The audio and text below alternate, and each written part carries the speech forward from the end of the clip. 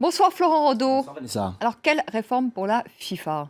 Bien réformer, évidemment, ce sera le grand chantier de la FIFA après le congrès électif extraordinaire qui s'ouvrira début décembre. Réformer à tout prix pour éviter d'écorner davantage l'image de l'instance internationale, une image évidemment déjà largement écornée. Pour être tout à fait honnête, on en parlait tout à l'heure, il est assez difficile de savoir quelles seront les réformes engagées puisque cela dépendra du profil du président de la FIFA qui sera donc élu en décembre prochain et aussi de son binôme qu'il formera avec le secrétaire général, un poste actuellement occupé par Jérôme Valcke.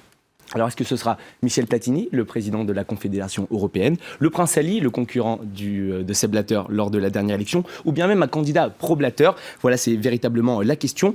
En tout cas, il faudra rendre plus transparente l'action de la FIFA. Vous le savez, les 2 prochaines Coupes du Monde sont douteuses. L'attribution est douteuse. On pourrait peut-être réorganiser un vote. C'est peut-être la volonté du prince Ali, notamment. Donc voilà, rendre plus transparente l'action de la FIFA. Mais encore une fois, tout dépendra de celui qui sera élu en décembre.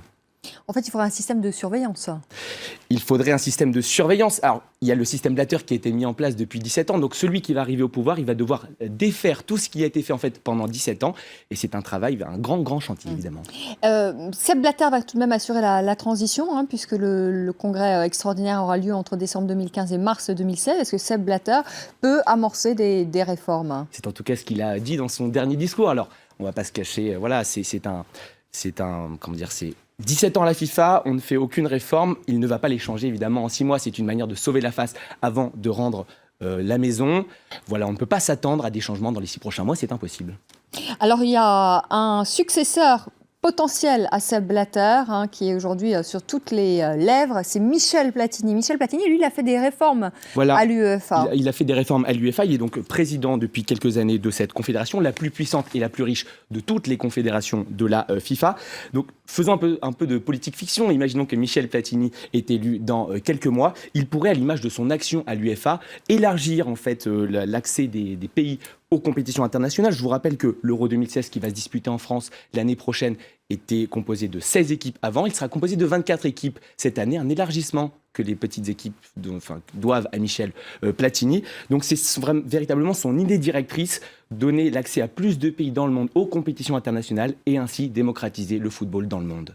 Merci beaucoup, merci Florent Rodeau. Et puis on l'apprend à l'instant qu'au quartier général de la FIFA à Zurich, donc Sepp Blatter vient d'être très longuement applaudi. Sepp Blatter qui a annoncé hier sa démission. Dernier rebondissement dans cette affaire FIFA, c'est donc hier soir à 18h45 heure de Paris. Sepp Blatter qui annonce sa démission à la surprise générale.